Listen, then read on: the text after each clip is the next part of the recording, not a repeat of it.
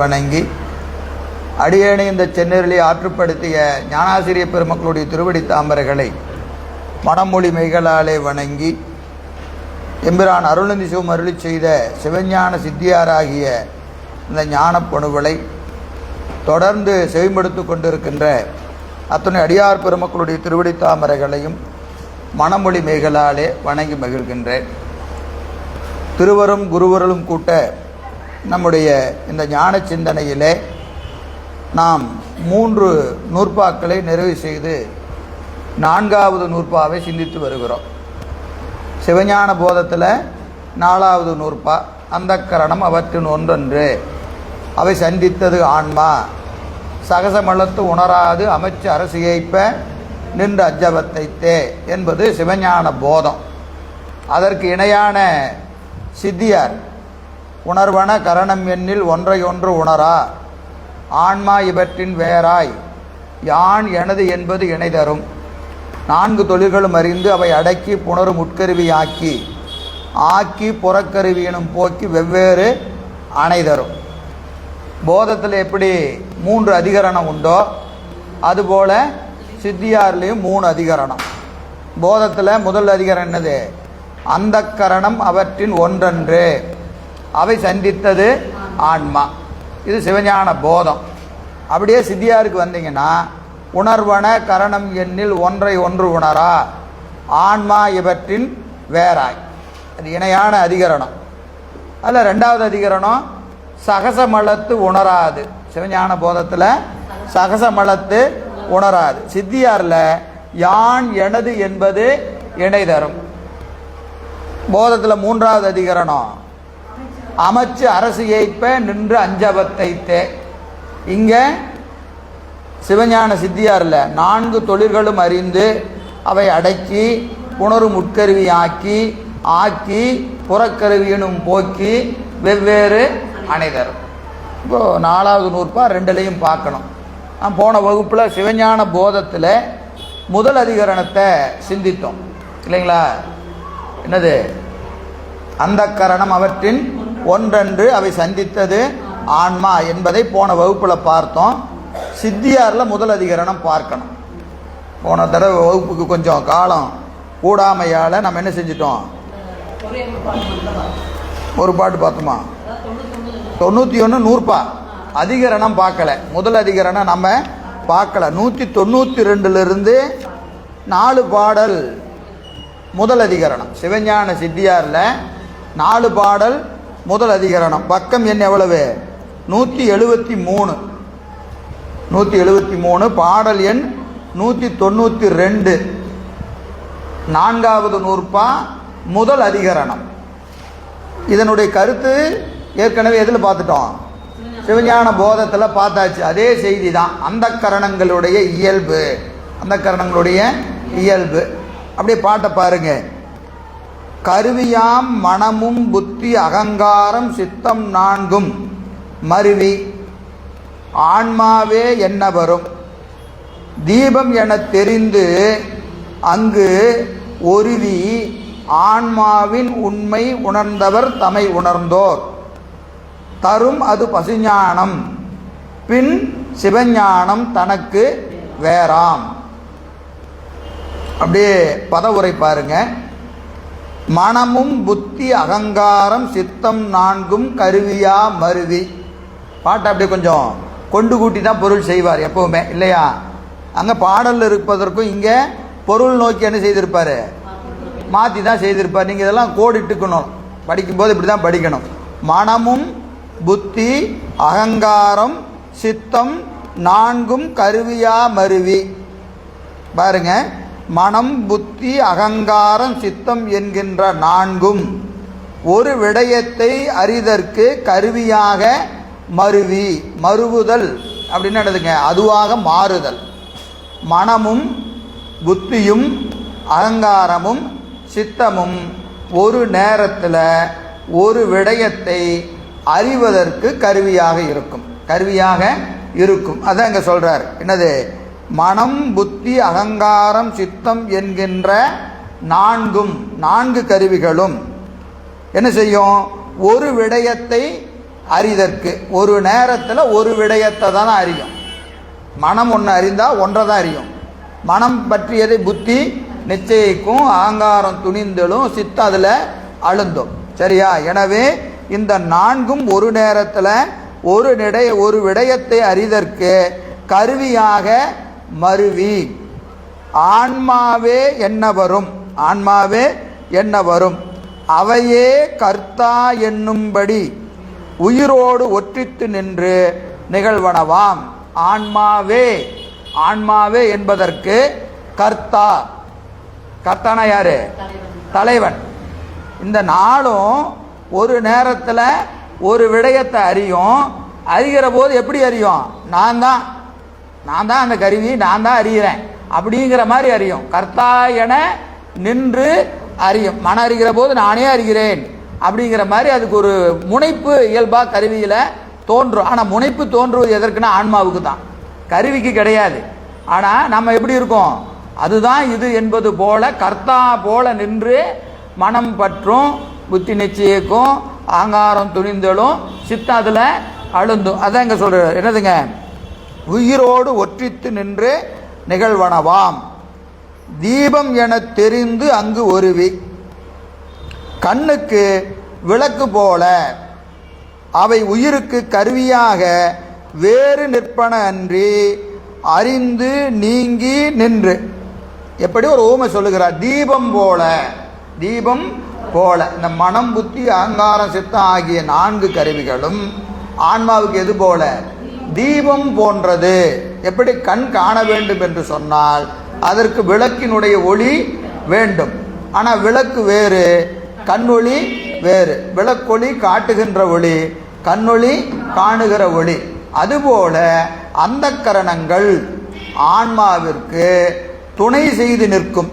எதுக்கு துணை செய்யும்? அறிதற்கு, ஒரு விடயத்தை அறிவதற்கு கருவிகள் இந்த அந்த கரணங்கள் 4ம் எது போல? தீபம் போல துணை நின்று. ஆனால் வேறாய் துணை நிற்கும். ஆனால் என்னது? வேறாய். அப்போ என்ன வேறாய் என்பது என்ன பொருள்? ஆன்மா வேற, கருவி வேற, 2 ஒன்றல்ல. ஆனால் நமக்கு எப்படி தெரியும்? ஒன்று மாதிரியே தெரியும். எனவே அது என்ன செய்யும்? கருவியாய் வேறு நிற்பன என்று அறிந்து. இது படிமுறையில் நமக்கு தத்துவ ஞானம் விளங்கணும்னு சொன்னால் இங்கிருந்து தான் அந்த தத்துவ ஞானத்தை துவங்குகிறார். என்னது? இதுவரைக்கும் கருவிகள் இயல்பெல்லாம் 36 கருவி இது அதெல்லாம் சொல்லிட்டு வந்தார். இங்கிருந்து என்ன செய்கிறாரு? இந்த கருவிகள் வேறு, நாம் வேறு என்பதை முதலில் அறிய வேண்டும். மாயா கருவிகள் வேறு, ஆன்மா வேறு. ஏற்கனவே நம்ம 3வது நூற்பால பார்த்துட்டோம். என்னது? தூள தேகம் ஆன்மா இல்லை, சூக்கும தேகம் ஆன்மா இல்லை, அப்புறம் பிராணவாயு ஆன்மா அல்ல என்று ஒவ்வொன்றையும் அல்ல அல்ல அல்ல அல்ல என்று 7 காரணங்களை கூடி இவற்றிற்கு வேறானது ஆன்மா என்று ஏற்கனவே எங்க நிறுவியாச்சு? 3வது நூற்பால நிறுவியாச்சு. ஆனாலும் கூட இங்க சிறப்பு நோக்கி தனித்து சொல்லுகிறார். எதை? அந்த கரணங்களை. காரணம், அந்த கரணங்கள் மற்றவற்றை நோக்க ஆன்மாவிற்கு மிக அணுக்கமாக இருப்பது. ஆன்மாவும் அந்த கரணங்களும் வேறு மாதிரி தெரியவே தெரியாது. நாம் அப்படியே கேட்குறோம், மனசாட்சி இருக்கா, புத்தி இருக்கா? ஏன்னா ஆன்மானா புத்தி தான் ஆன்மா, மனம்தான் ஆன்மா என்று கருதுவது போல ஏனைய கருவிகளை நோக்க அந்த கரணங்கள் எப்படி இருக்கிறது? நம்ம சிவஞான போதத்தில் பார்த்த மாதிரி சூழ்ச்சி துணைவர், அமைச்சர் போல. ஒரு ராஜாவுக்கு எத்தனையோ படை சேனைகள் இருந்தாலும் ராஜாட்ட தினமும் கூடவே இருக்கிறது யாரு? அமைச்சர்கள் தான் கூட இருப்பாங்க. சேனாதிபதி பக்கத்தில் இருக்க மாட்டார், சிப்பாய் பக்கத்தில் இருக்க மாட்டாங்க, மற்றவங்களாம் கூட இருக்க மாட்டாங்க. ஆனால் அரசர் கூட யார் இருப்பாங்க? எப்பவுமே அமைச்சர்கள் உடன் இருப்பது போல அந்த கரணங்கள் ஆன்மாவுக்கு மிக நெருக்கமாக இருப்பது. எனவே எவ்வளவு நெருக்கமாக இருந்தாலும் அது வேற, இது வேற. எனவே என்ன செய்யணும்? முதல்ல ஆன்மாவிற்கு வேறானது எது? அந்த கரணங்கள் என்று அறிந்து முதல்ல அறியணும். அறிவில் முதல்ல உடம்பு வேற, ஆன்மா வேறங்கிற ஒரு உணர்வு நமக்கு வரணும். ஏன்னா அந்த உணர்வு வரலன்னா உடம்பு தான் ஆன்மாங்கிற நினைப்பு இருக்கிற வரைக்கும் உடம்புக்கு வருகிற துன்பங்கள் ஆன்மாவுக்கு வந்ததாக நாம் கருதி நிற்போம். உடம்புக்கு வந்தாவே என்ன நினச்சிக்குவோம்? ஆன்மாவுக்கு வந்ததாக கருதி நிற்போம். ஆனால் உடம்புக்கு வருவது வேறு, ஆன்மாவின் நிலை வேறு. அதனால் அதை அறியணும். தத்துவ ஞானத்தில் முதல்ல உடம்பு வேறு ஆன்மா வேறு என்பதை அறியணும். அதை இங்கே சொல்ல, அறிந்து நீங்கி நின்று. அதிலிருந்து என்ன செய்யணும்? உடம்புக்கு வேறாக நம்மை உணர வேண்டும். இந்த ஆன்மா எப்பவுமே இருக்கக்கூடியது, நித்த பொருள். உடம்பு தோன்றி நின்று ஒடுங்கக்கூடியது. எனவே இவை வேறு என்று அறிந்து அவற்றுக்கு வேறாய் ஆன்மாவை காணுகிற பக்குவம் நமக்கு வரணும். அப்படி வந்தால் தான் தத்துவ ஞானத்தில் முதல் படி.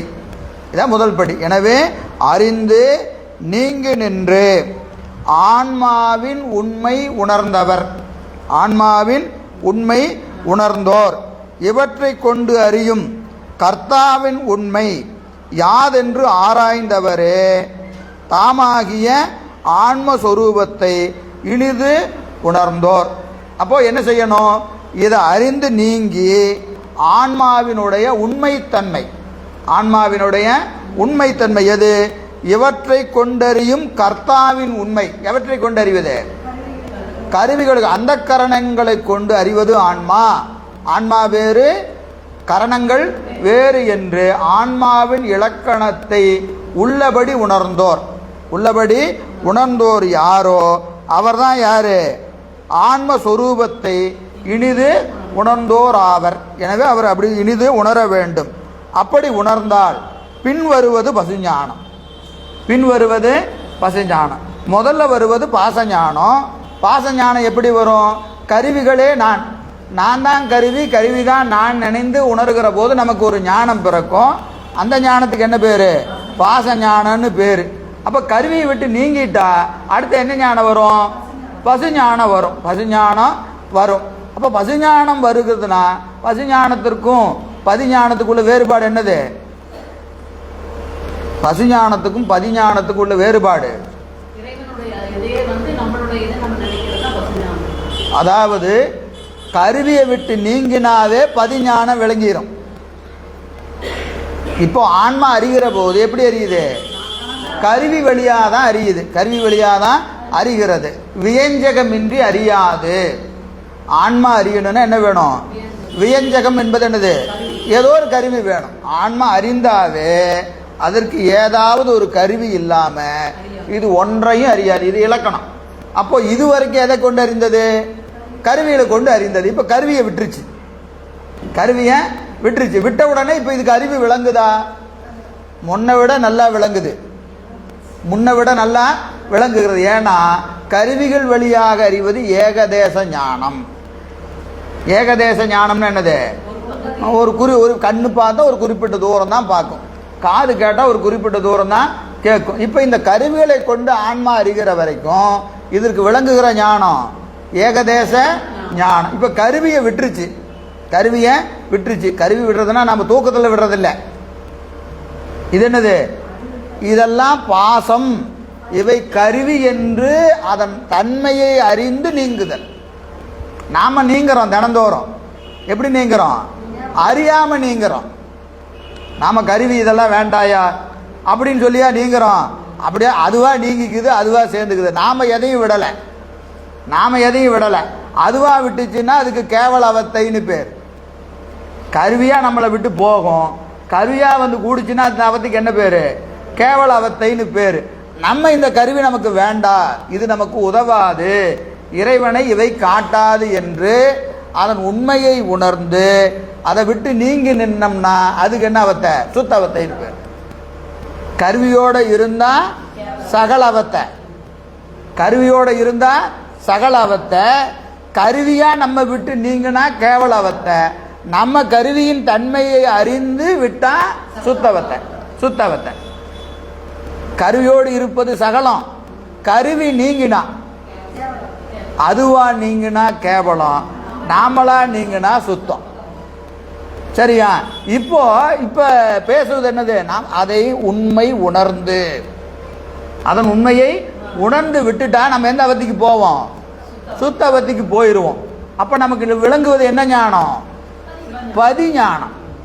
ஆனா அங்கதான் ஒரு சிக்கல் வருது. பதிஞான விளங்கிய ஆன்மா பதியினுடைய ஞானத்தை தனது ஞானமாக மயங்கி நிற்கும். அப்போ பதிஞானம் தான் அதுக்கு விளங்குது.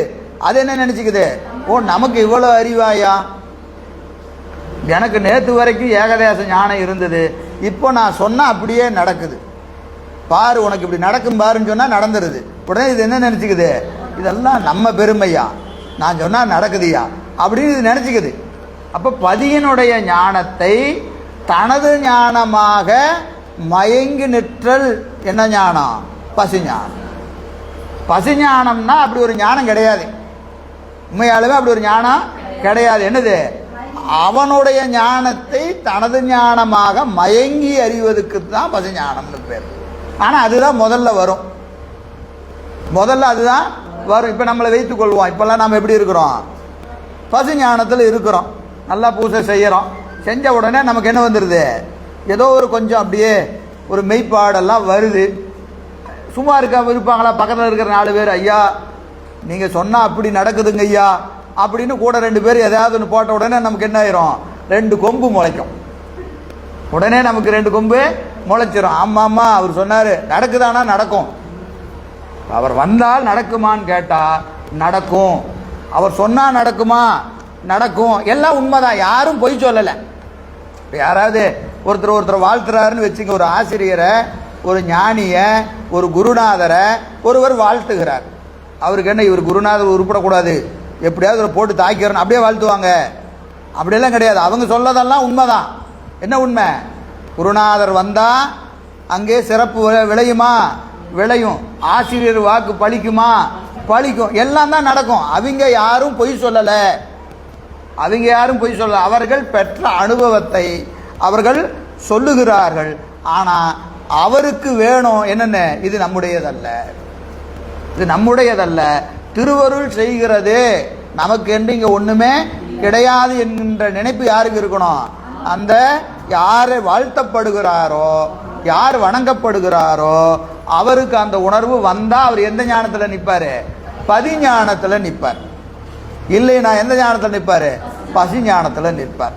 ஆனா இந்த நிலையை கடக்கிற போது இயல்பாகவே ஆன்மாவுக்கு தன்முனைப்பு தோன்றும், இயல்பாகவே தோன்றும். காரணம் வாசனாமலம், ஏற்கனவே அந்த வாசனாமலம் கொஞ்சம் அப்படி இருக்கிறதுனால அவர்கள் பாராட்டுகிற போது அவர்கள் ஒருத்தருமே பாராட்டலன்னு வச்சுக்கோங்க, ஆனாலும் கூட இந்த ஆன்மாவுக்கு என்ன வரும், அப்படி ஒரு நினைப்பு வந்துடும், இயல்பாகவே வரும். அதற்கு என்னது, பசுஞானம் என்று பெயர். அதாங்க ஆன்மாவின் உண்மை உணர்ந்தோர் என்னது, பாசஞானத்தில் இருப்பாங்க. பின் வருவது பசுஞானம். எது, பாசஞானத்தின் பின் வருவது பசுஞானம்.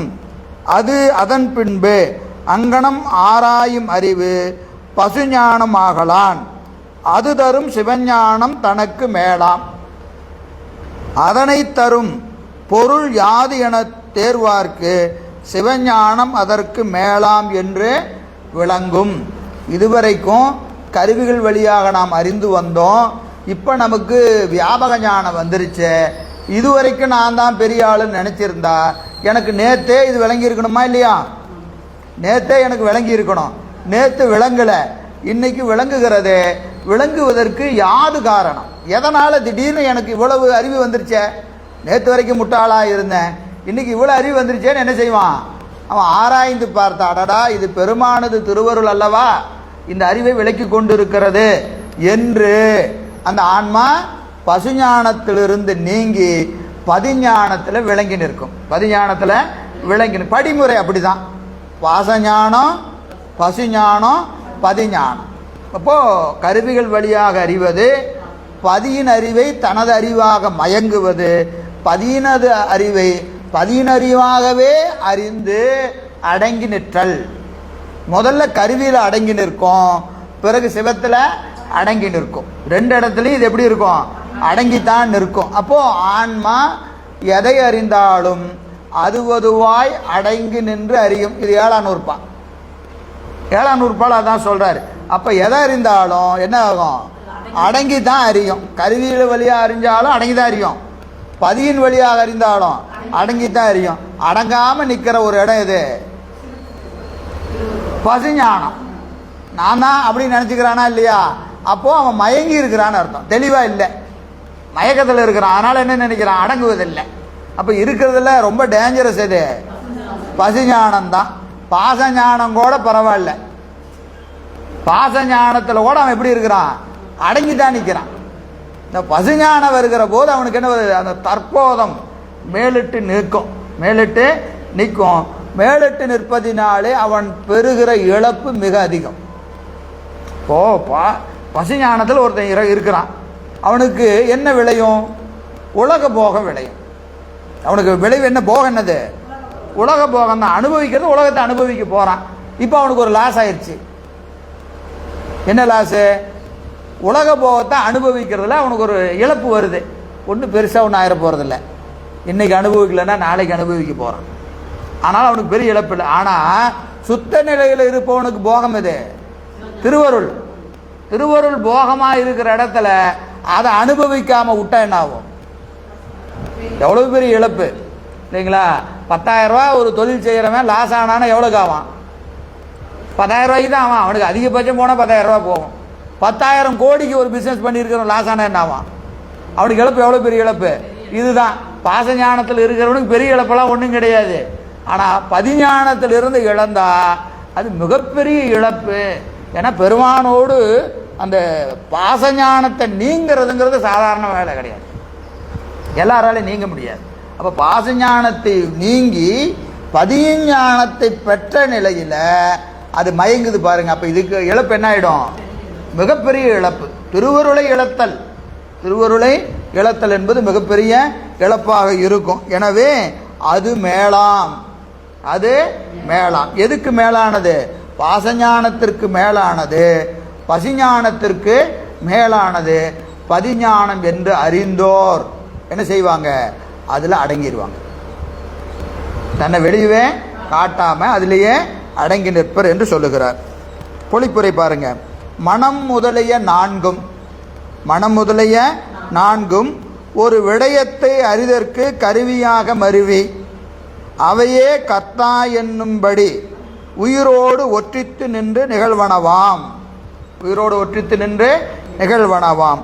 கண்ணுக்கு விளக்கு போல இவை உயிருக்கு கருவியாய் வேறு நிற்பன் என்று அறிந்து நீங்கி நின்று அவற்றை கொண்டு அறியும் கர்த்தாவின் உண்மை யாது என ஆராய்ந்தார்க்கு ஆன்மஸ்வரூபம் இனிது விளங்கும்.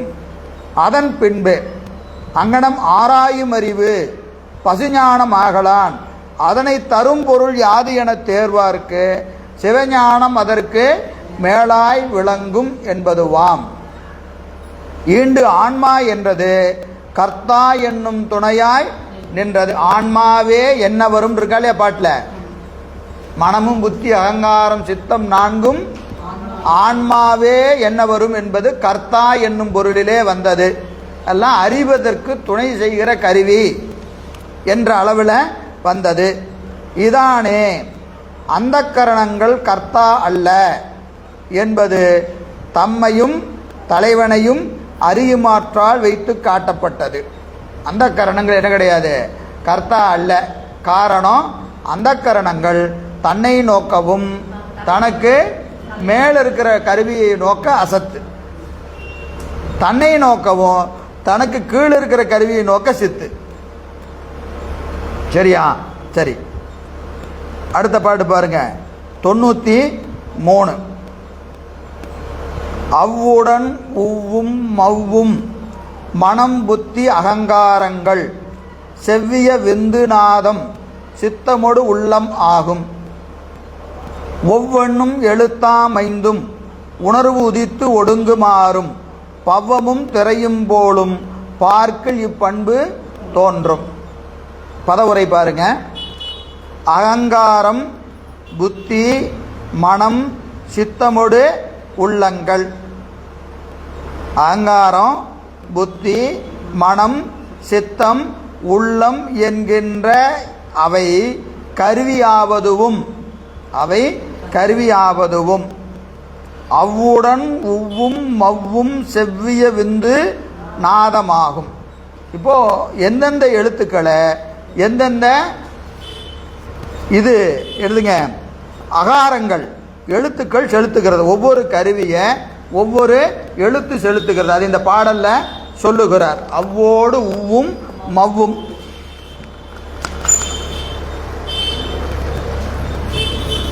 அகரம் உகரம் மகரம் விந்து நாதம். இதற்கு உரிய அக்கரங்கள் எழுத்துக்கள்.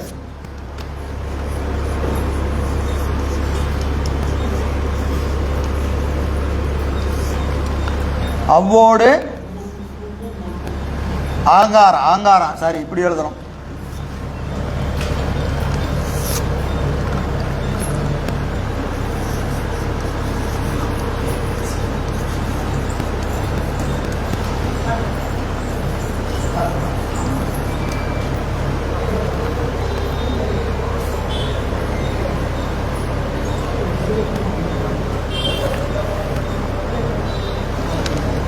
டஸ்ட்டுங்க டஸ்ட்டு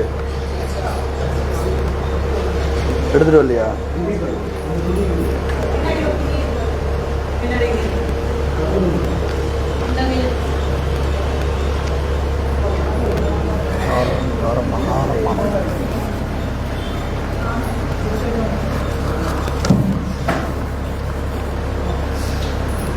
அகாரம் அகங்காரம் உகாரம் புத்தி மகாரம் மனம் விந்து சித்தம் நாதம் புருடன்.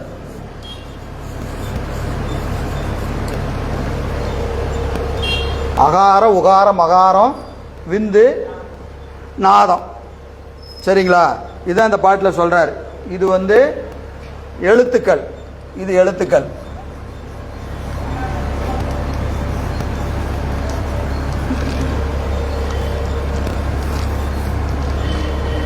இது கருவி.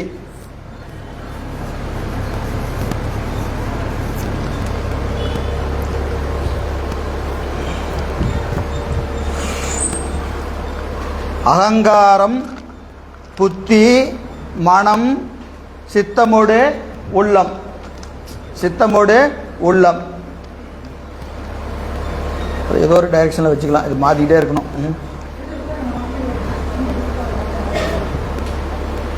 அகங்காரம் புத்தி மனம் சித்தம் உள்ளம் என்கின்ற அவை கருவியாவதும் அவ்வுடன் உவ்வும் மவ்வும் செவ்விய விந்து நாதம். வரிசை பார்த்துங்க. அகாரம் அகங்காரம். நீங்கள் படிக்கும்போது கொஞ்சம் எளிமையாக புரியணும். எப்படி படிக்கணும்? அகார அகங்காரம் உகாரம் புத்தி மகாரம் மனம் விந்து சித்தம் நாதம் உள்ளம். அப்படி படிச்சிட்டீங்கன்னா மறக்காது. அகாரம் அகரம் அகரம் மகரம் மனம் வரும். உகரம் புத்திக்கு வரும். அகார அகங்காரம் உகாரம் புத்தி மகாரம் விந்து மகாரம் மனம் விந்து சித்தம் நாதம் உள்ளம். உள்ளம் என்பது புருடன். மனனம் பண்ணுறதுக்கு ஈஸியான வழி. ஒவ்வொரு கருவியை ஒவ்வொரு எழுத்துக்கள் செலுத்துகிறது. ஓங்காரம் செலுத்துது. இந்த 5 சேர்ந்தா என்னது? ஓங்காரம். போன வகுப்பில் பார்த்தோமா இல்லையா? சமட்டி பஞ்சாக்கரம் வியஷ்டி பஞ்சாக்கரன் பார்த்தோமா இல்லையா? அகார உகாரம் அகார விந்து நாதம் என்பது என்னது? ஓங்காரம். இந்த எழுத்துக்கள் இந்த கருவிகள் எல்லாம் சடப்பொருள். கருவிகள் எல்லாம் சடப்பொருள். இந்த கருவிகளை செலுத்துவது ஓங்காரம். ஓங்காரம் தான் எதை செலுத்துது? கருவிகளை செலுத்துகிறது. கருவிகளை செலுத்துகிறது. அதான் இந்த பாட்டில் சொல்றாரு. என்னது? அவ்வுடன் உவ்வும் மவ்வும் செவ்விய விந்து நாதமாகும். செவ்விய நாதமாகும். அவ்வுடன் உவ்வும் மவ்வும் விந்து செவ்விய நாதமாகும். ஒவ்வொன்றும் எழுத்தாம் ஐந்தும். இந்த 5 என்னது? ஓங்காரம் என்று சொல்லக்கூடிய எழுத்து. ஓங்காரத்தினுடைய விரிவாகிய எழுத்து 5. ஓங்காரம் என்பது ஓர் எழுத்து. அதை விரிச்சா 5 எழுத்து. ஒவ்வொன்றும் எழுத்தாம் ஐந்தும். ஒவ்வொன்றும் எழுத்தாம் ஐந்தும். உயிரின் உணர்வு மாறி உணர்வுகள் உதித்து ஒடுங்குமாறும். உணர்வுகள் உதித்து ஒடுங்குமாறும். உயிரின்கண் உணர்வு மாறி மாறி தோன்றும் முறையும். உணர்வுகள் தோன்றுவதும் மறைதலும். போன வகுப்பில் சொன்ன ஞாபகம் இருக்கா? இந்த ஓங்காரம் ஓங்காரத்தை எடுத்தீங்கன்னா என்னது, மூச்சு காற்று உள்ள போச்சுன்னா நினைப்பு, வெளியே வந்தா மறைத்து. உள்ள போகிற போது நினைக்கும், வெளியே வருகிற போது மறைஞ்சிரும். இது ஓங்காரத்தினுடைய, இது உள்ள போனா சகலம், வெளியே வந்தா கேவலம் இல்லையா? ஓங்காரத்தினுடைய விரிவு ஒன்னா சொல்லலாம், மூணா சொல்லலாம், அஞ்சா சொல்லலாம், 8ஆ சொல்லலாம், 12ஆ சொல்லலாம், 16ஆ சொல்லலாம்னா போன வகுப்புல பார்த்த ஞாபகம் இருக்கா இல்லையா? அதுதான். அப்போ மூச்சு காற்றை உள்ள இழுக்கிறதும் வெளியே இடுவதும். 2ஆ சொல்லணும்னா என்னது, நினைப்பும் மறப்பும், சகலமும் கேவலமும் ஒவ்வொரு கணமும் தோன்றி கொண்டு இருக்கும். சகலத்திலேயே சகலம், சகலத்தில் கேவலம். மூச்சு காற்று உள்ளே போகிற போது நினைப்பு, வெளியே வந்தால் மறந்துடும். இப்போ ஒவ்வொரு அந்த காற்றாடி போல இது வேகமாக மாறி மாறி நிகழ்ந்து கொண்டு இருக்கிறது. அப்படி நிகழ்வதற்கு எது துணை செய்கிறது? ஓங்காரம் தான் துணை செய்கிறது. ஓங்காரம் தான் துணை செய்கிறது. அதனால தான் இந்த பிராண பயிற்சி செய்கிறது ஓங்காரத்தை சிறப்பாக சொல்லுவாங்க. இந்த மூச்சு காற்றை நீங்கள் எவ்வளவு உள்ள நிறுத்துறீங்களோ அவ்வளவு நினைவு மிகுதியாக இருக்கும். காற்றை உள்ள நிறுத்தினா என்னது, நினைவு அதிகமாக இருக்கும். காற்றை அதிகமாக வெளியே விட்டோம்னா மறதி அதிகமாக இருக்கும். 4 விழுக்காடு உள்ளே எடுத்தா 2 விழுக்காடு தான் வெளியே விடணும். இந்த மூச்சு உள்ளே போகிறது பாதி தான் வெளியே வரணும். அப்படின்னு என்ன அர்த்தம்? சகல நிலை கூடிக்கிட்டே போகணும். சகல நிலை கூட, அதுக்கு தான் மூச்சு பயிற்சி என்று யோகத்தில் அது ரொம்ப சிறப்பாக பேசுவாங்க. ஞானத்தில் இந்த அஞ்செழுத்தை கணிக்க கணிக்க இது இயல்பாக நிகழும். அஞ்செழுத்தை கணிக்கிற போது ஒரு குறிப்பிட்ட எல்லை கணித்தீங்கன்னா இயல்பாகவே அந்த மாற்றங்கள் எதில் நிகழும்? அறிவில் நிகழும். அதனால் இங்கே உணர்வுகள் உதித்து ஒடுங்குமாறும் உயிரின் கண் உணர்வு மாறி மாறி தோன்றும் முறையும் பவ்வமும் திரையும் போலும். பவ்வமும் திரையும் போலும். கடலின் கண்ணே திரை புதிது புதிதாக தோன்றியும் ஒடுங்கியும் வருமாறு போலாம். கடலிலே புதிய புதித அலைகள் தோன்றுதலும் ஒடுங்குதலும் போல அறிவில் என்ன ஆகும்? புதிய புதிய உணர்வுகள் தோன்றி ஒடுங்கி கொண்டே இருக்கும். தோன்றி ஒடுங்கி கொண்டே இருக்கும். மனம் பற்றி புத்தி இது கொடுக்கும், புத்தி அகங்காரத்தை கொடுக்கும், அகங்கார சித்தத்தை கொடுக்கும். உடனே திருப்பி மனம் என்ன செய்யும்? பற்றும் கொடுக்கும் விடும், பற்றும் கொடுக்கும் விடும். அப்போ தோன்றுதலும் ஒடுங்குதலும் எப்படி நிகழ்ந்து கொண்டு இருக்கிறது? மாறி மாறி தொடர்ச்சியாய் நிகழ்ந்து கொண்டே இருக்கும். அதுக்கு ஓய்வே கிடையாது, ஓய்வே கிடையாது. எது போல? கடலில் இருக்கிற அலை போல, கடலில் இருக்கிற அலை போல. எனவே பவ்வமும் திரையும், பவம்னா கடல், திரைனா கடலிலே தோன்றுகிற அலை. அதுபோல உணர்வுகள் தோன்றுதலும் ஒடுங்குதலும் தொடர்ந்து நிகழ்ந்து கொண்டே இருக்கும். பார்க்கில், பார்க்கில் எது? சவிர்ப்ப உணர்வுக்கு காரணமாய், சவிர்ப்ப உணர்வுக்கு காரணமாய். சவிர்ப்ப உணர்வு என்னது? போன வகுப்புல படித்தோம். சவிர்ப்ப உணர்வு என்னது? விகற்ப காட்சி, சவிர்ப்ப காட்சி. விகற்ப காட்சினா எது?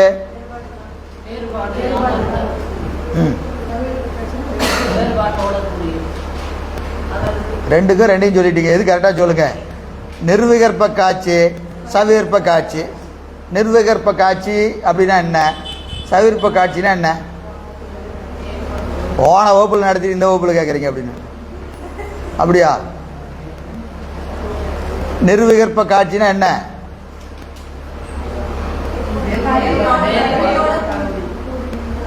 கருவியோட கூடுனா நிர்விகற்ப காட்சி, கூடலைன்னா சவிர்ப்ப காட்சியா?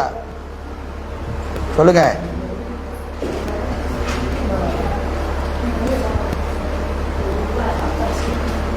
சொல்லுங்க, சத்தமா சொல்லு சத்யா.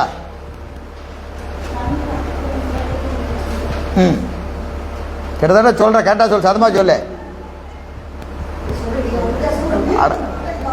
கரெக்டா தான் சொல்ற, சொல்லு.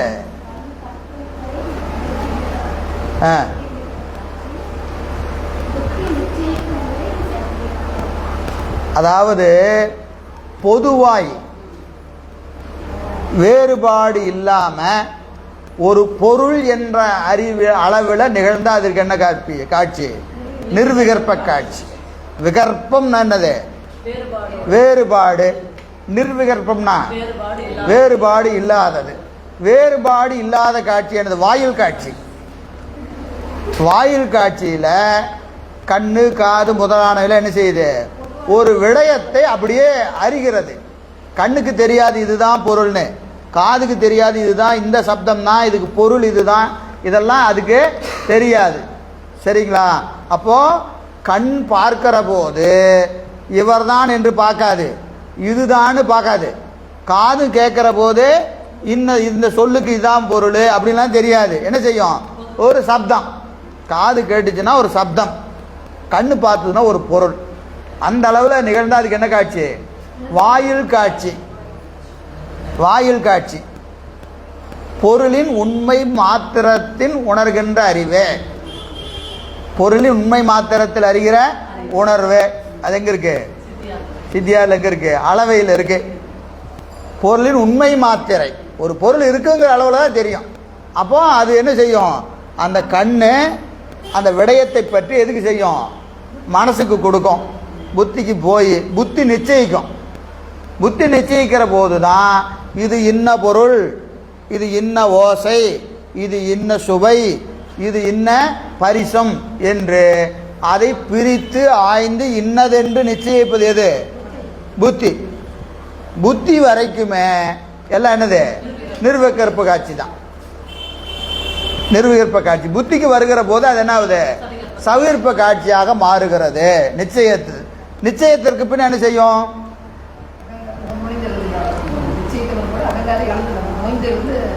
அது முனைந்து எழுவும். அப்புறம் சித்தம் அழுந்தோம். சித்தம் அழுந்தோம். அழுதுகிற போது அது என்ன காட்சி?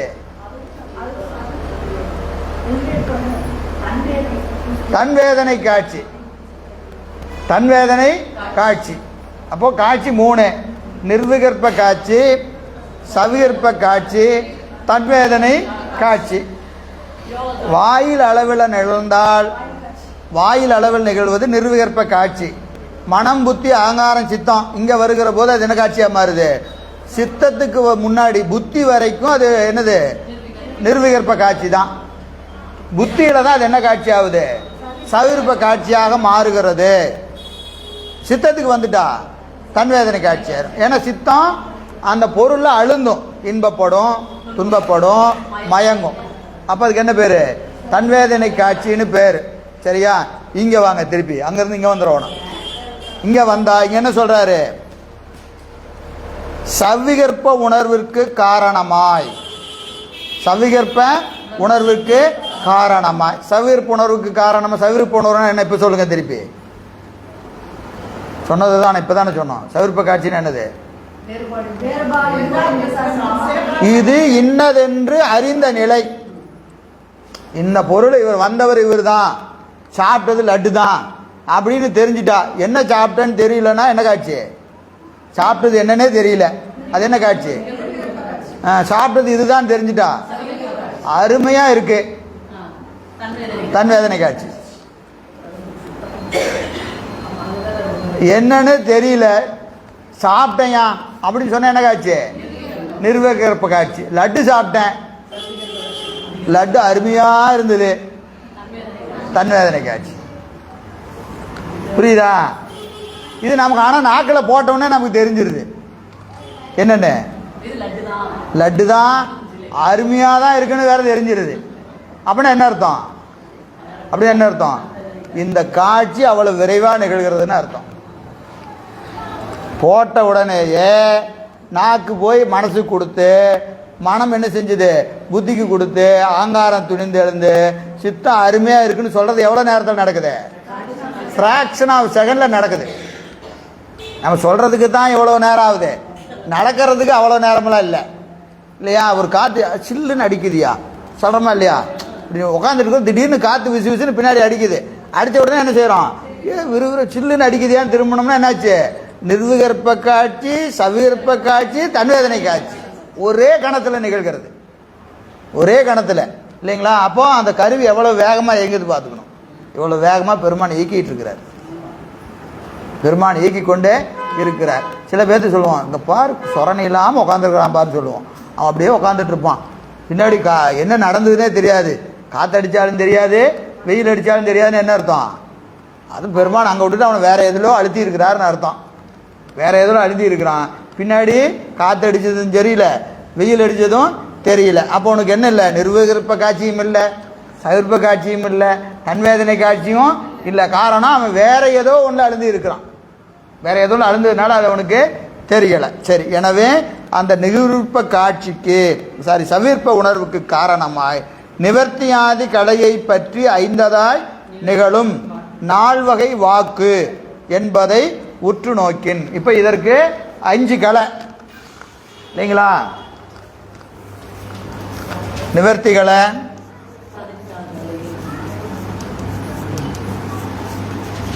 நிவர்த்திகளை, பிரதிட்டை,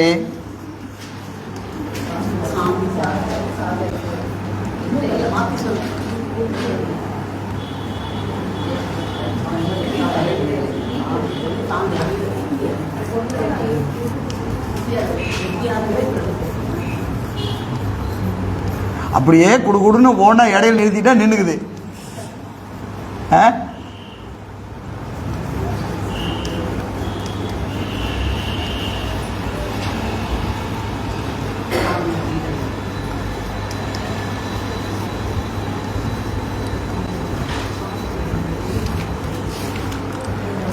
நிவர்த்திகளை, பிரதிட்டிகளை, வித்தைகளை, சாந்திகளை, சாந்தி அதீதகளை, இது இதோடு தொடர்புடைய கலைகள். இந்த கலைகள் என்ன செய்கிறது?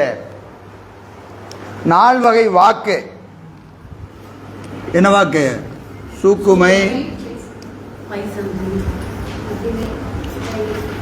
பைசந்தி, மத்திமை, சூக்கும வைகரி,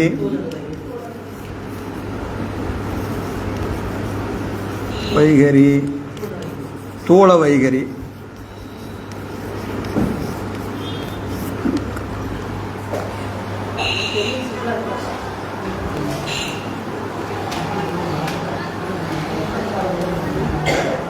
நேராக இப்படி வச்சு பேசாமல் டேபிள் இப்படி போட்டுட்டு ஈஸியாக போயிடும், ஒரே இதாக போயிடும் நினைக்கிறேன். திருப்பி திருப்பி வைக்க வேண்டியதில்லை. சரியா? இப்போ பார்க்கில் சவிர்ப்ப உணர்வுக்கு காரணமாய் நிவர்த்தி ஆதிகளை, நிவர்த்தி ஆதின்னு என்னது? நிவர்த்தி முதலிய எதுல 44 பாட்டு?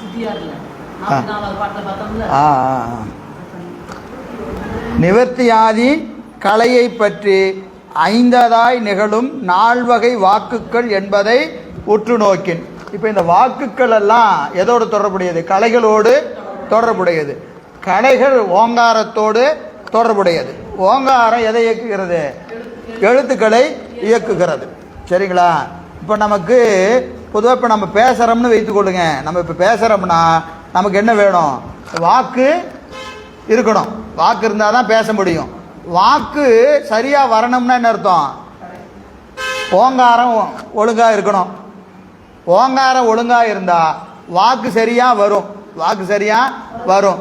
வாக்கு வரணும்னா இந்த கருவி எது? மனம், புத்தி, சித்த, அகங்காரமெல்லாம் என்ன செய்யணும்?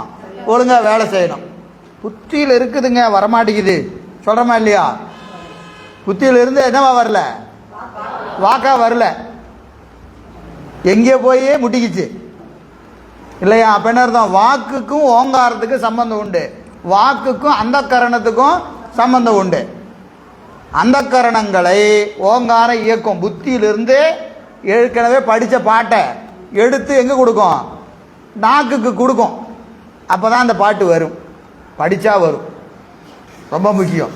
ஏற்கனவே புத்தியில் அந்த பாட்டு இருக்கணும். புத்தியில் இருந்ததுன்னா அந்த பாட்டை எடுத்து எது கொடுக்கும்? நாக்கு கொடுத்ததுன்னா அது வரும். அப்போது இதுவும் அதையும் எப்படி இன்டர்லிங்க் பண்ணியிருக்காரு பாருங்க. புத்தி தத்துவத்தில் இருக்கக்கூடிய ஒரு வாக்குகள், வாக்குகள் புத்தி வழியாக தான் வருது. ஏன்னா புத்தியில் இருந்தால் தானே வரும். இப்போ பேசணும்னா என்ன வேணும்? புத்தியில் அந்த அறிவு இருக்கணுமா இல்லையா? ஒரு அறிவு இல்லாமல் என்ன பேச முடியும்? இதாவது ஒரு சயின்டிஸ்ட் பேசினாருன்னா என்ன பேசுவார்? அவர் அறிவில் இருக்கிறத தானே பேசுவார். இப்போ அறிவில் அவருக்கு சரக்கு இருக்கணுமா இல்லையா? புத்தியில் இருக்கணும். புத்தியில் இருக்கிறத வெளியே பேசணும். சில பேர்த்துக்கு புத்தியில் இருக்கும், பேச தெரியாது. நமக்கே அப்படி தானே? சொன்னீங்கன்னா வருங்க, தெரிஞ்ச பாட்டு தான். ஆனால் என்ன செய்ய மாட்டேங்குது? வேணுங்கும் போது வரமாட்டேங்குது இல்லையா? தெரியாத செய்தியில் எல்லாம் படித்தது தான், உள்ளே இருக்குது தான். ஐயா சொல்ற மாதிரி தள்ளு வண்டி, தள்ளுனா ஓடும் வண்டி, அதுவாக ஸ்டார்ட் ஆகி போகாது அப்படின்னு அர்த்தம். ஓங்காரத்தில் ஏதோ சின்ன சிக்கல் இருக்குதுன்னு அர்த்தம். ஓங்காரம் சரியாக இருந்தால் என்ன ஆகும்? புத்தியிலிருந்து அப்படியே அது மடை திறந்த வெள்ளமாக வெளியே வரும். அப்போது ஓங்காரம் என்ன நல்லா சொல்ல வேண்டியது தான், நல்லா சொல்லணும். சரிங்களா? எனவே இது உற்று நோக்கின் இப்பண்பு தோன்றும், இதை நீங்கள் அறிந்து கொள்ளலாம் என்று சொல்லுகிறார். சரி, பதவுரை பாருங்க. அவை கருவியாவதும்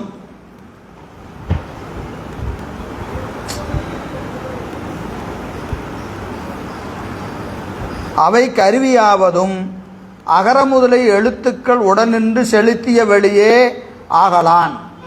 அவை கருவியாவதும், எவை கருவியாவது? எவை கருவியாவது? அந்த கரணங்கள். திருப்பி எங்கே நிற்கிறோங்கிறத ஞாபகத்தில் வச்சுக்கிட்டு திடீர்னு தொலைஞ்சு போயிடக்கூடாது. கருவி என்ன கருவி? அந்த கரணங்கள். அவை கருவியாவதும், அந்த கரணங்கள் கருவியாக இருப்பதும் அவற்றை அகரமுதலி எழுத்துக்கள் உடன் நின்று, அந்த கரணங்களை அகரமுதலி எழுத்துக்கள் உடன் நின்று செலுத்திய வழி ஆகலான். சமஷ்டியில் நின்று பிரணவ ரூபமாய் அவ் ஐந்தெழுத்து ஆனும் உயிரின்கண் உணர்வு மாறி மாறி தோன்றுதல். சமஷ்டி இதுதான் அகர உகர மகர வெந்து வியஸ்டி. இது சமஷ்டியாக இருக்கும், ஓங்காரமாக நிற்கும். ஓங்காரம் வியஸ்டியாக வந்து இது என்ன செய்யும்? எழுத்துக்கள் கருவிகளை இயக்கி கொண்டிருக்கும், அந்த கரணங்களை இயக்கி கொண்டு இருக்கும். எனவே தோன்றுதல் அது எப்படி இருக்கும்? உணர்வு மாறி மாறி தோன்றுதல். அடுத்தடுத்த கடலில் அலை தோன்றுவது போல நினைப்பும் மறப்பும் மாறி மாறி மாறி மாறி ஆன்மாவின் அறிவில் தோன்றிக் கொண்டு இருக்கும். கடலின் கண்ணே திரை புதிதாய் தோன்றியும் ஒடுங்கியும் வருமாறு போலாம். சவியற்புணருக்கு காரணம் அவ் நிவர்த்தியாதி கலையை பற்றி அஞ்சதாய் நிகழும் நால்வகை வாக்குகள் என்பதை உற்று நோக்கின் இவ்வியல்பு இனிது விளங்கும் என்பதுவாம். நம்ம ஏற்கனவே நிவர்த்தியாதி கலையை பற்றி அஞ்சதாக நிகழ்ந்திடும் படம் குடிலானார் போல மகிழ்ந்திடும் பிரம்மம் என்பர் சப்த பிரம்மவாதிகள். சப்த பிரம்மவாதிகள் தான் ஓங்காரம் தான் பிரம்மம்னு சொல்லுவாங்க. ஓங்காரம் தான் பிரம்மம்னு சொல்லுவாங்க. இது ஏற்கனவே படித்த பாட்டு சித்தியாரில். சரி, ஒற்றுமையை பற்றி எழுத்துக்களை அவையாக உபசரித்தார். எழுத்துக்களே அவையாக உபசரித்தார். இது ஒற்றுமை பற்றி எழுத்துக்களை என்னவா செய்கிறாரு? அந்த கரணங்களாக உபசரித்தார். புருட தத்துவமும் அதனை செலுத்தும் அக்கரமும் ஈண்டு ஒப்புமை பற்றி உடன் கூறியவாறு. இப்போ சொல்ல வந்தது அகங்காரம் புத்தி மன சித்தம் தான் சொல்ல வந்திருக்கு, அந்த கரணங்களை தான் சொல்ல வராரு. ஆனால் கூடவே என்ன சொல்லிட்டாரு? புருடனையும் சொல்லிட்டாரு. ஏன்னா அது சொன்னாதான் இந்த செய்தி என்னாகும்? முழுமை பெறும். ஆனால் இங்கே டாபிக் என்னது? அந்த கரணம் அவற்றின் ஒன்றன்று. அந்த கரணத்தை பேச வருகிற போது கூடவே இந்த செய்தி நோக்கி புருடனையும் உடன் கூறினார். ஆனால் புருடன் அந்த கரணம் அல்ல, புரியுதா? ஆனால் கூட சொல்றாரு. ஏன் சொல்றாரு? இந்த ஓங்காரத்தை சொல்லணும், வாக்கை சொல்லணும், கலையை சொல்லணும்னா புருடனையும் சேர்த்து சொன்னாதான் இது நிவர்த்தி ஆகும் இந்த செய்தி. அதனால அந்த கரணையை சொல்லுகிற போது உடன் எதை கூறுறாரு? புருட தத்துவத்தையும் சொல்றாரு. ஆனால் புருட தத்துவம் அந்த கரணம் கிடையாது. சரியா? அதை ஞாபகத்தில் வச்சுக்கணும்.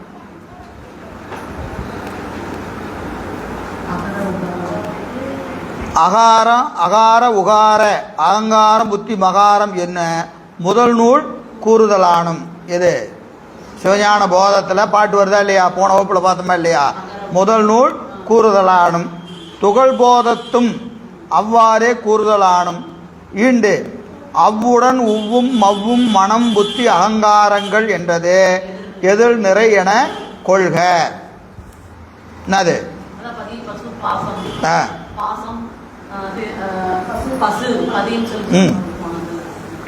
பாட்டில் பாருங்க, அவ்வுடன் உவ்வும் மவ்வும் மனம் புத்தி அகங்காரம். பாருங்க, முத வரி அவ்வுடன் உவ்வும் மவ்வும் 3 இருக்கா? அவ்வுடன் உவ்வும் மவ்வும். அவ்வுடன் 1, நம்பர் போடுங்க. அவ்வுடன் 1, உவ்வு 2, மனம் 3, மவ்வும் 3. சரியா? அவ்வுடன் உவ்வும் மவ்வும் 1 2 3. அடுத்தது மனம் புத்தி அகங்காரம் 3 2 1. ரிவர்ஸில் போடுங்க. இதுதான் எதில் நிரல் நிறை. 1 1 கூட்டிக்கணும், 2 2 கூட்டிக்கணும், 3 3 கூட்டிக்கணும். 1 2 3, 3 2 1. புரிஞ்சுதா? புரியலையா? புரிஞ்சுதாம்மா? எதை 1 1 சேர்த்துங்க. அகங்காரம் அவ்வுடன், அகங்காரம் அவ்வுடன், ஊவுடன் புத்தி, மவ்வுடன் மனம். வந்துருச்சா? இதே நிரல் நிறைன்னு என்ன செய்யணும்? 1 2 3 1 2 3 போடணும். 1 2 3 1 2 3 போடுங்க. 1 1 கூட்டணும், 2 2 3 3. இது ரிவர்ஸில் இருக்கு. 1ஐயும் கடைசியாக இருக்கிறதையும், 2ஐயும் 4ஆவதா இருக்கிறதையும், 3ஐயும் 2ஐயும் 5ஐயும். சரியா? என்ன சொன்ன கன்ஃபியூஸ். இப்போ 1 2 3 3 2 1 போட்டீங்கன்னா அதுக்கு நேராக கோட்டை போட்டீங்கன்னா அது அந்தந்த எழுத்துக்கு உரிய அந்தந்த கருவி. புரிஞ்சுதா? ஏதாவது சந்தேகம் இருக்கா? சந்தேகம் ஏதாவது இருக்கா? இதுதான் எதில் நிரல் நிறை. எதில் நிறை நிறை. சரி. பிரணவமாகலின் உள்ளவாறு வெளிப்படக்கூறாது ஒவ்வென கடை குறைத்து குருக்கள் விகாரமாக்கி கூறினார். அப்படின்னு என்னது?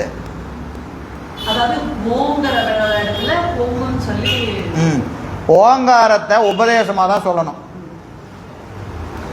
ஓம் அப்படிங்கிறத யார்? குருநாதன் மூலம் தான் கேட்கணும். போகிற போக்கில் எல்லா இடத்துலையும் ஓங்காரம்னு சொல்லக்கூடாது. அதனால் என்ன செய்யறது? ஒவ்வு. ஓங்காரத்தை குறுக்கிட்டார். அது என்னங்க ஒவ்வுனா? குருநாதத்தை கேட்டுங்கப்பா, உபதேசமாக கேளுங்க, உபதேசமாக கேளுங்க. ஓங்காரத்தை வெளிப்பட கூறக்கூடாது. அது ஒரு மரபு. பேராசிரியர் ஒரு இதில் சொல்லியிருப்பார், கேட்டிருக்கீங்களா? அவர் பேராசிரியர் வையாபுரி ஐயா அவருடைய பேச்சில் ஒன்று சொல்கிறார். பொம்மூர் ஆதீனம் அவர் பள்ளி பருவத்தில் படிச்சுக்கிட்டு இருக்கும்போதே ஒரு சொற்பொழிவுக்கு வந்தாராம். வந்த உடனே திருவாசகத்துக்கு பொருள் சொல்லணும். சும்மா சொற்பொழிவில் திருவாசகத்தை பற்றி பேசணும். நமச்சிவாய வாழ்க நாதன் தாழ் வாழ்கன்னு ஆரம்பிக்கணும் அவர். ஆனால் அவர் குருநாதர். இங்கே நடக்கிறது சொற்பொழிவு. சொற்பொழிவில் நமச்சிவாய அப்படின்னு சொல்லிட்டு அது என்ன உபதேசம் ஆயிரும். அப்படி சொல்லக்கூடாதான், ஒரு மரபு. அது யாருக்கு சொல்லணும்? காதில் உபதேசமாக தான் சொல்லணும். உடனே கேட்டாராம், யாரெல்லாம் சிவபுராணம் தெரியும்? இவர் இப்போ நான் டவுசர் போட்டு சின்ன பையன் மாதிரி உட்காந்துருந்தேன், நான் சிவபுராணம் படிச்சிருக்கிறேன். யார் சொல்கிறாரு? பேராசிரியர் சொல்கிறார். ஐயா எனக்கு தெரியும். எங்கே சொல்லு? நமச்சிவாய. அவ்வளோதான், அதுதான் நமச்சிவாய வாழ்க, அதுதான். அப்படின்னு என்ன அர்த்தம்? இவர் அதை வெளிப்படையாக சொல்லக்கூடாது. அதனால் நீ சொல்லுன்னு சொன்னோன்னே என்ன செய்யறது? அது அதற்கு பொருள் இவர் சொல்லுவார். ஆனால் நமச்சிவாய என்பதை ஒரு மேடையில் குருநாதர் சொல்லக்கூடாது. சொன்னால் என்னாச்சு? எல்லாத்துக்கும் உபதேசம் ஆகிடும். உபதேசம் பையனா பக்குவம் நோக்கி பண்ணணும். சும்மா போகிற போக்கில் வாரி வழங்கக்கூடாது. அதனால் என்ன செய்யறது? அப்படி சொன்னார் அப்படின்னு பேராசிரியர் சொல்கிறார். புரியுதுங்களா? இதே மாதிரி இன்னொரு இடம், எவ்வளவு மரபுகள் பேணி இருக்கிறாங்கன்னு நம்ம இதெல்லாம் பார்க்கணும். நம்முடைய மீனாட்சி சுந்தரம் பிள்ளை, மீனாட்சி சுந்தரம் பிள்ளை 10 கம்பன். கம்பனை எல்லாரும் பேசுகிறாங்க. மீனாட்சி சுந்தரம் பிள்ளையை பேசுகிறவங்க எத்தனை பேர்? அவருக்கு என்ன பேர்? 10 கம்பன். கம்பன் மாதிரி 10 பேர் சேர்ந்தா தான் ஒரு மீனாட்சி சுந்தரம் பிள்ளை. அவர் திருவாவடுதுறை ஆதீனத்தினுடைய புலவராக இருக்கிறார். சரிங்களா? இப்போது அவருடைய தமிழ் மேலே ஆதீனத்துக்கு அவ்வளவு காதல். அதுக்கு ஏற்கனவே சொல்லியிருக்கிறோம். என்னது? ஆதீனத்துக்குள்ளே வருகிற போது அந்த நிலைக்கால் எப்பவுமே உயரம் கம்மியாக தான் வச்சுருப்பாங்க. உள்ளே வர வாசக்கால் இருக்கா இல்லையா? வாசக்கால் எப்பவுமே எப்படி இருக்கும்? உயரம் கம்மியாக தான் வச்சுருப்பாங்க. ஏன்னா சன்னிதானத்தை பார்க்க வந்தால் யாராக இருந்தாலும் குனிஞ்சு தான் வரணும். அது ஒரு மரபு. சன்னிதானத்தை பார்த்தா குனிஞ்சிட்டு தான் வரணும். நிமிர்ந்துக்கிட்டு தலையை நிமிட்டிட்டு வரக்கூடாது. அதனால் எப்பவுமே அது எப்படி இருக்குமா, உயரம் கம்மியாக வச்சுருப்பாங்களாம். இவர் அந்த நிலைக்கால உயரம் பண்ணுங்க அப்படின்னு சன்னிதானம் சொல்கிறார். இப்போ எல்லாரும் கேட்குறாங்க, இது மரபு இல்லை சாமி, இது மரபு இல்லை, உள்ளே வரும்போது வணங்கி வர மாதிரி இருக்குது. இல்லை, மீனாட்சி சுந்தரம் பிள்ளை வருகிற போது அவர் தலை குனிஞ்சா தமிழ் தலை குனிவது போல் இருக்கிறது. அதனால் அவரு குனியக்கூடாது. மற்றவங்க குனிகிறாங்க குனியல, அது வேற. மீனாட்சி சுந்தரம் பிள்ளை என்ன செய்யக்கூடாது, யார்கிட்டையும் தலை குனியக்கூடாது. அப்போ சன்னிதானம் அவர் மேலே எவ்வளவு மதிப்பு கூட. இவர் பீடத்தில் உட்கார்ந்து இருக்கிறவர், அவர் ஆதீன புலவர். அவர் என்ன செய்வார்னா இவர்கிட்ட பாடம் கேட்கறதுக்கு அவ்வளவுக்கு ஆர்வம். யாருக்கு? சன்னிதானத்துக்கு. ஆனால் சன்னிதானம் பாடம் கேட்கக்கூடாது.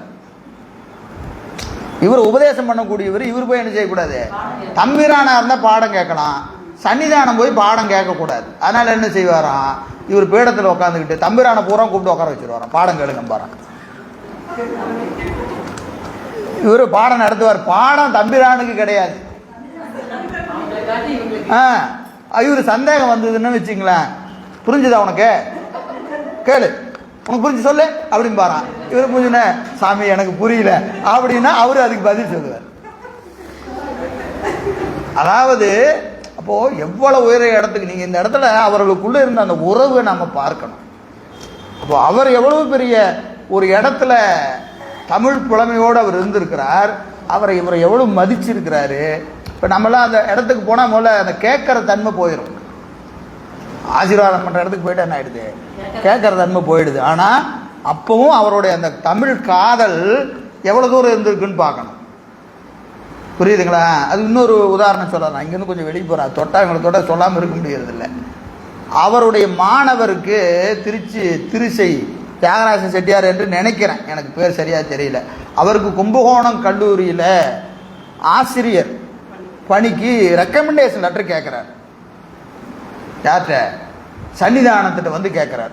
சாமி நீங்கள் ஒரு ரெக்கமெண்டேஷன் லெட்டர் கொடுத்தீங்கன்னா தமிழ் கல்லூரியில் தமிழ் ஆசிரியர் பணி இருக்குது, நீங்கள் ஒரு சிபாரிசு கடிதம் கொடுங்க அப்படின்னு யார்கிட்ட கேட்குறாரு?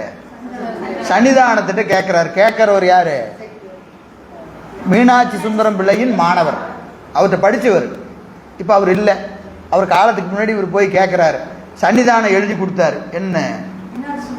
இவர் மீனாட்சி சுந்தரம் பிள்ளையின் மாணவர். இவர் இப்போ நம்ம ஆதீனத்தில் இருக்கிறாரு, நல்லா தமிழ் படிச்சிருக்கிறாரு, நமக்கு ரொம்ப வேண்டிய, இப்படியெல்லாம் எழுதலை. சன்னிதானம் என்னென்னு எழுதுறாரு? இவர் மீனாட்சி சுந்தரம் பிள்ளையின் மாணவர். அவ்வளோதான். அதுக்கு மேலே சிபாரிசு ஒன்றும் கிடையாது. அவர் பின்னாடி தமிழ் கல்லூரிக்கு முதல்வராக வரார். அந்த கல்லூரிக்கு முதல்வராக வரார். திருச்சை தியாகராச செட்டியார் என்று நினைக்கிறேன், எனக்கு பேர் அவராக இருக்கலாம், சரியா தெரியல. அப்போது தமிழுக்காக அவர்களெல்லாம் எப்படி பாடுபட்டு இருக்கிறார்கள், தமிழை எப்படி போற்றி இருக்கிறார்கள், தமிழை எப்படி வளர்த்து இருக்கிறார்கள் என்பதெல்லாம் நம்ம கேட்டு தான் தெரிஞ்சுக்கணும். வேறு என்ன செய்கிறது? அப்போது அவ்வளவு சிறப்பு. சரி, அங்கேருந்து நான் பாடத்திலிருந்து எங்கேயோ வெளியே போயிட்டேன். எதுக்கு இந்த வாக்குகளை பற்றி பேசும்போது வந்துட்டேன்னு நினைக்கிறேன். ஓங்காரம், ஓங்காரத்துக்கு ஒவ்வொன்றும் என்று குறுக்கள் விகாரம். ஓங்காரம் என்பதை வெளிப்படையாக சொல்லாமல் ஒவ்வொன்றும் எழுத்தாமைந்தும், ஒவ்வொன்றும் எழுத்தாமைந்தும், ஓங்காரம் என்னும் எழுத்தாமைந்தும் என்று சொல்ல வேண்டும். அதை வெளிப்படையாக சொல்லக்கூடாது என்பதனால் பிரணவமாகலின், பிரணவம் ஆகலின் உள்ளவாறே வெளிப்பட கூறாது. ஓம் என்று வெளிப்பட கூறாது. ஒவ்வென கடை குறைந்து, கடைனது முதல் இடை கடை, முதல்னா முன்னாடி, கடைனா பின்னாடி. ஓம் அப்படின்னு வரணும். அந்த பின்னாடி இம்மை எடுத்துட்டார். ஓ ஓ இம்மை எடுத்துட்டார். கடை குறைந்தது. கடை குறைந்து என்ன செய்ததுங்க?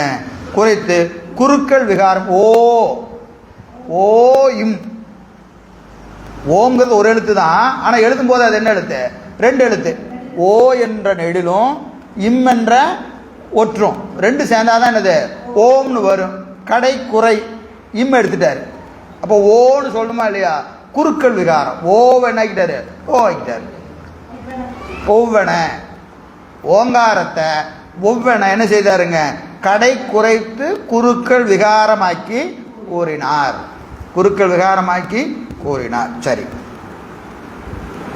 அடுத்த பாடல் 194. அவ்வோடு உவ்வும் மவ்வும்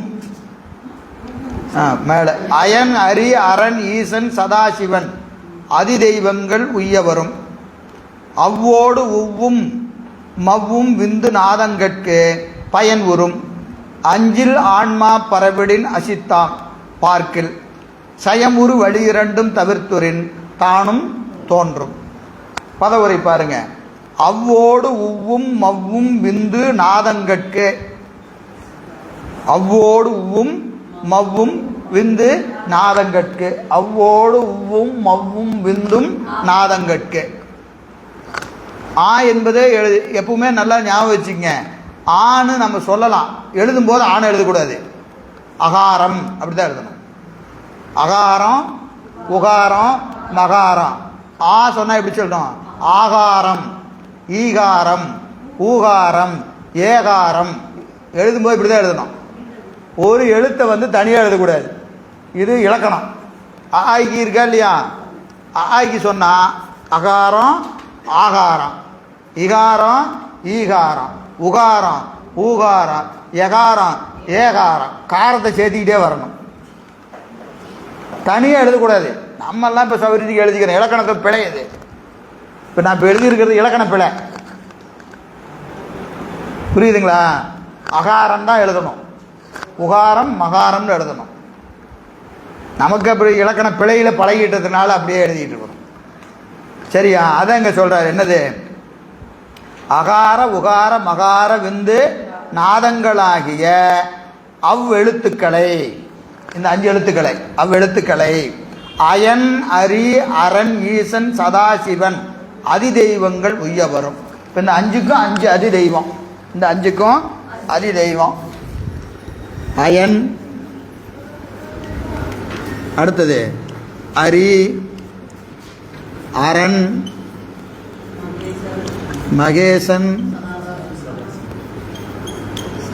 சதாசிவன்.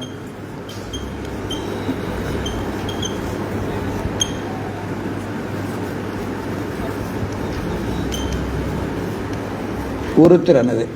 இது மால். 5க்கும் 5 அதிதெய்வம். 5க்கும் 5 அதிதெய்வம். எதுக்கு? அகாரத்திற்கு அயன், உகாரத்திற்கு திருமால், மகாரத்திற்கு அரண் என்னப்படுகிற உருத்திரன், விந்துக்கு மகேசன், நாதத்துக்கு சதாசிவன். அதிதெய்வங்கள் 5க்கும் 5 அதிதெய்வம். அஞ்சில் ஆன்மா பரவிடில், அஞ்சில் ஆன்மா பரவிடில். அவ்வாறு கரணமும் அக்கரணமும் அதிதெய்வமும் என்னும் இம்முத்தரத்தோடும் 3 பாட்டு 3 செய்தி. பாட்டில் என்ன செஞ்சாரு? கரணங்களை சொன்னார், அந்த கரணங்களை சொன்னார். 2வது பாட்டில் அதற்குரிய எழுத்துக்களை சொன்னார். இந்த பாட்டில் அதிதெய்வங்களை சொல்றார். இந்த 3 கூடி நிற்கணும். அந்த கரணங்களை எழுத்துக்கள் இயக்கும், எழுத்துக்களை அதிதெய்வங்கள் இயக்கும், அதிதெய்வங்கள் இயக்கும். இப்போ 5 அதிதெய்வங்கள் செலுத்த அந்த கரணங்கள் செயல்படும். அதிதெய்வங்கள் செலுத்த அந்த கரணங்கள் செயல்படும். அதான் அங்கே சொல்ற இம்முத்திரத்தோடும் ஆன்மா பரவிய வழி. ஆன்மா பரவிய வழி எது? அந்த ஆன்மா இந்த 3 திறத்தால ஆன்மா அறியுதுன்னு சொன்னா அதிதெய்வங்கள் அக்கரங்களை செலுத்த, அக்கரங்கள் அந்த கரணங்களை செலுத்த ஆன்மா அறியும். நம்ம அறிவதற்கு இத்தனை பேர் வேலை செய்கிறாங்க இல்லையா? எனவே அப்படி பார்க்கும் இடத்து அறிதற் பயனும், பார்க்கும் இடத்து அறிதற் பயனும் பரவாவிடில் அசித்தாம், பரவாவிடில் அசித்தாம். அது செலுத்துனா என்னாகும்? அறியும். செலுத்தலைன்னா அறியாது. நினைப்பும் மறைப்பும். நினைப்புனா செலுத்தும், மறப்புனா செலுத்தாது, விட்டுரும். அப்போ நினைக்கும் மறக்கும், நினைக்கும் மறக்கும். நினைக்கிற போது சித்தாய் நிற்கும், நினைக்காத போது அசித்தா இருக்கும். அறிவு விளங்கல இல்லையா? அறிவு விளங்கலன்னா அசித்து தான். எனவே பார்க்கில் பயனுறும் பரவாவிடில் அசித்தாம் தவிர்த்துரில் தானும் தோன்றும். இவ்வியல்பு வழி பொருந்திய இருவகை வழியும் அடக்கி செய்யின் யோக பயிற்சியில் இனிது விளங்கும் என்க. இப்போ இது என்ன செய்யணும்? வழினா காற்று. இந்த மூச்சு பயிற்சியில் தொடர்ந்து செஞ்சால் என்ன ஆகும்? நினைப்பும் மறப்பும் நினைப்பும் மறப்பும் மாறி மாறி நிகழும். யோக பயிற்சி செய்கிற போது இதை கொஞ்சம் நம்ம சிறப்பாக அறியலாம். யோக பயிற்சி இருந்தால் என்ன செய்யலாம்? அந்த கரணங்களுடைய தொழில்பாடுகளை அதிதெய்வங்கள் எவ்வாறு இயக்குகிறது என்பதை அறிந்து யோக பயிற்சி செய்யுங்க.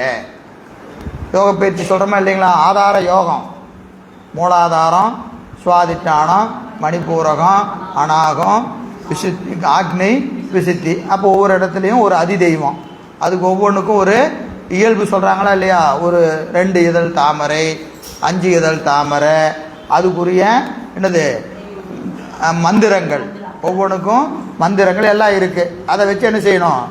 ஆதார யோகம் செய்யணும். ஆதார யோகம் செய்யணும். அதுக்கு அடிப்படை பிராணாயாமம். பிராணாயாமம் அடிப்படை. அதை தொடர்ந்து ஆதார யோகம், ஆதார யோகம் இதெல்லாம் செஞ்சால் இது நமக்கு எளிமையாக விளங்கும், எளிமையாக விளங்கும்.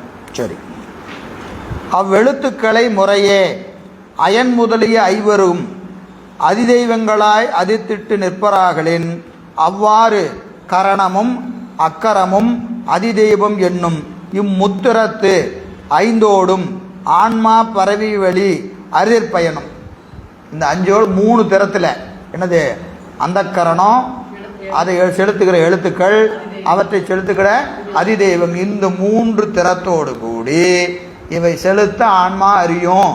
அறிதற்பயன் செலுத்தாலனா அறியாமல் அசித்தாக நிற்கும், அசித்தாக நிற்கும். எனவே பரவிய வழி அறிதற்பயனும் பரவாவிடில் சடம்போல் அறிவிழதாம், சடம்போல் அறிவிழதாம். இவ்வியல்பு இருவகை வாரியும் அடக்கி செய்யும் யோக பயிற்சியில் இனிது விளங்கும், யோக பயிற்சியில் விளங்கும். சரி, அசித்தோடு ஒக்கும் என்பார் அசித்தாம் என்று உபசரித்தார். ஆன்மா அறியலனா அசித்து மாதிரி கிடக்கும். ஆன்மா எப்போ அசித்து கிடையாது, ஆன்மா சித்து பொருள் தான். சரியா? அதை அசித்துன்னு சொல்லக்கூடாது. அப்போ ஏன் அசித்துன்னு சொல்கிறாரு?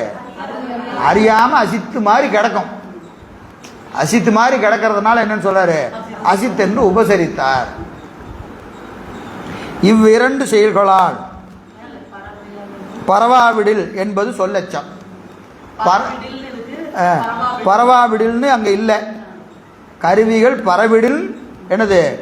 அது அறியும். பரவாவிடில் என்பது பாட்டில் கிடையாது. பாட்டில் பரவாவிடில்ங்கிறது கிடையாது. அதை என்ன செஞ்சுக்கணும்? வருவிச்சுக்கணும். எச்சம்னா என்னது? எஞ்சி நிற்குது, சொல்லல இல்லை, அதை வருவிச்சுக்கணும்.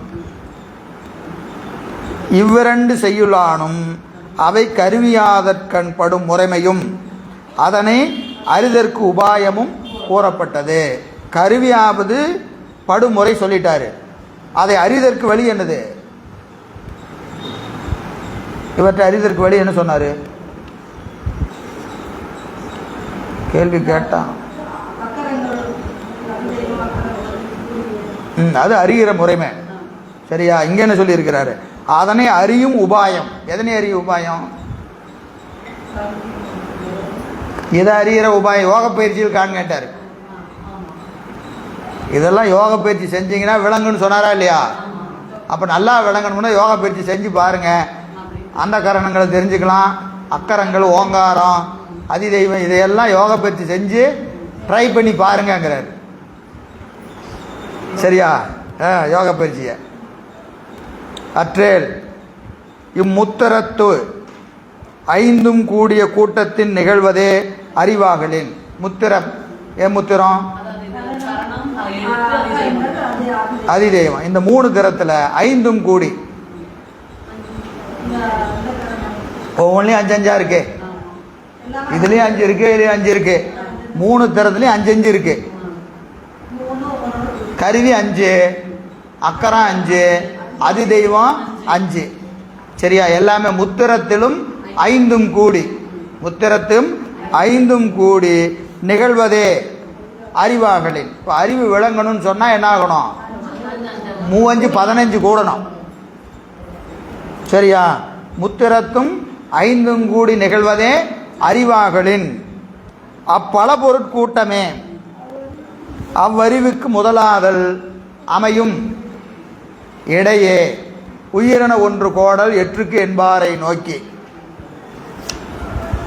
அப்படின்னு என்னது? படிக்கிறதுல படிக்க வைக்கணும். சொல்லுங்க.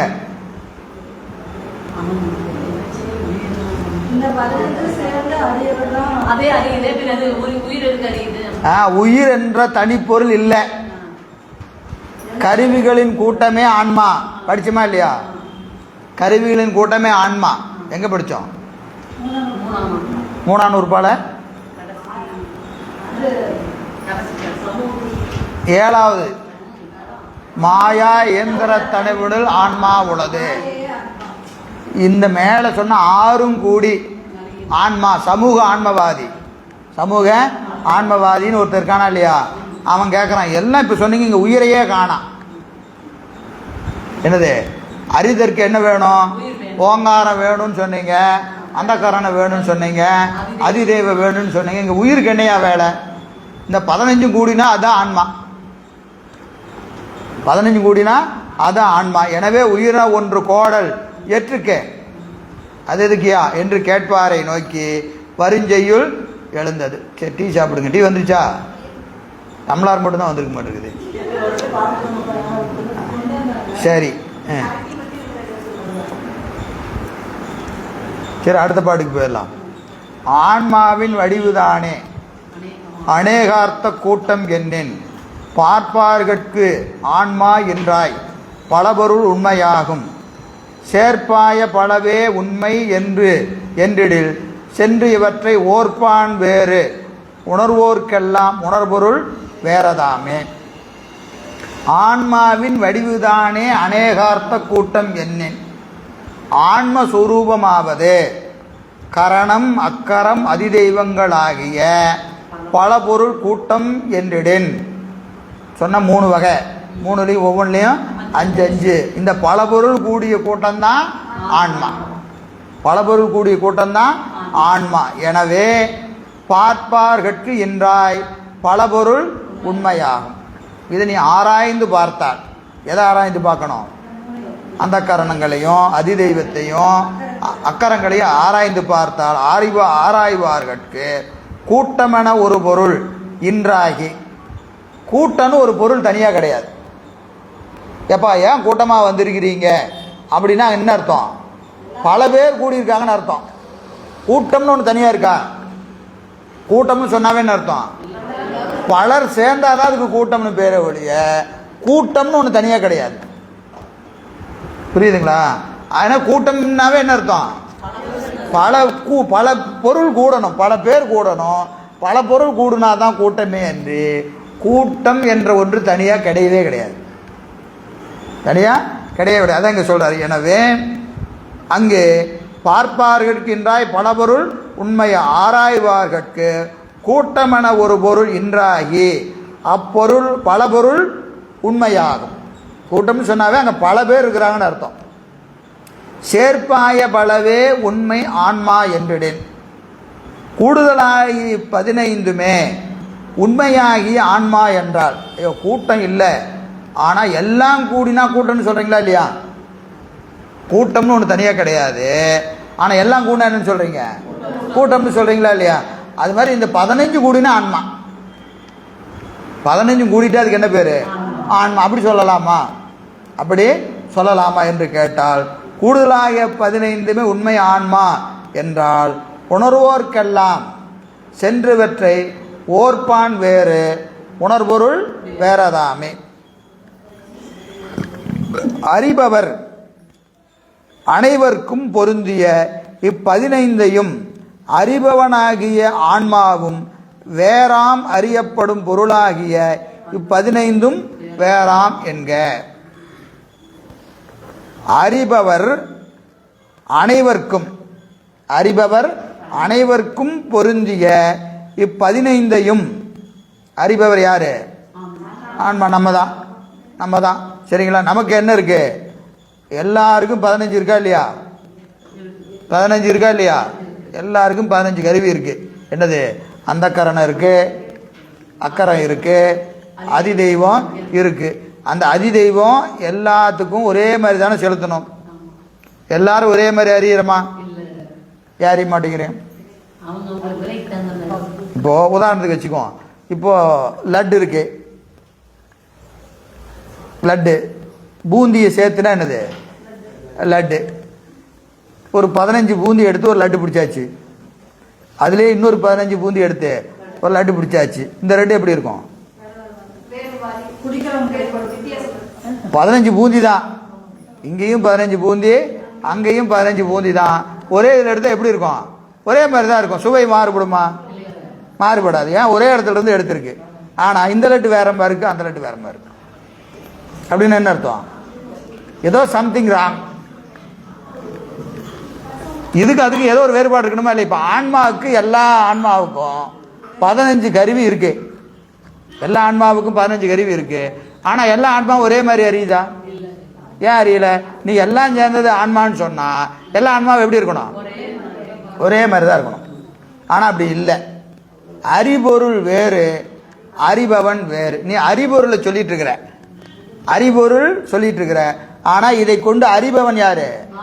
ஆன்மா என்ற ஒன்று வேறு. அறிபொருள் கருவிகள் 15, அறிபவன் யாரு? இவற்றிற்கு வேறாகிய ஆன்மா. இப்போ இப்படி வச்சுக்குவோம். ஒரு பைக் இருக்கு. ஒரு பைக் என்னது? இது ஒரு பைக் வச்சுக்கங்க. ஒரு ஹீரோ ஹோண்டா பைக் வச்சுக்கங்க. ஒருத்தன் ஓட்டுறான், அடுத்தவன் அவன் விட்ட உடனே அடுத்தவன் ஓட்டுறான். 2 பேரும் ஒரே மாதிரி ஓட்டுறானா? வண்டி அதே வண்டி தான். இவன் ஓட்டினா ஒரு மாதிரி ஓட்டுறான், அவன் ஓட்டினா ஒரு மாதிரி ஓட்டுறான். 18 வயசு பையன் ஓட்டினானா எப்படி ஓட்டுறான்? சர்ற புறன்னு ஓட்டுறான். 60 வயசு ஆள் ஓட்டினா எப்படி ஓட்டுவாரு?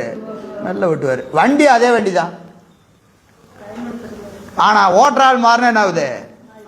வண்டியோட தன்மை மாறிடுதா இல்லையா? அது மாதிரி தான் ஆன்மா அந்த கருவியை வச்சுக்கிட்டு எப்படி வேலை செய்யுதுங்கிறது பொறுத்திருக்கு. சினிமா பார்க்குறவனுக்கும் 15 கருவி உண்டு, பாடம் கேட்குறவனுக்கும் 15 கருவி உண்டு, படுத்து தூங்குறவனுக்கும் 15 கருவி உண்டு. ஆனால் எல்லாரும் ஒரே மாதிரியா வச்சுக்கிட்டு இருக்கிறான் இல்லையா? ஏன்? அதை கொண்டு பயன்படுத்துகிற ஆன்மா வேறு. அப்போ பயன் என்ன ஆகிடும்? மாறிடும். ஒரே மாதிரி இருக்காது. நீ இதெல்லாம் சேர்ந்த ஆன்மான்னு சொன்னா எல்லா ஆன்மாவும் எப்படி இருக்கணும்? ஒரே மாதிரி இருக்கணும். இருக்குதா? இல்லை. அப்புறம் எப்படி அதை ஆன்மான்னு சொல்ல முடியும்? சொல்ல முடியாது. டீ சாப்பிடுங்க.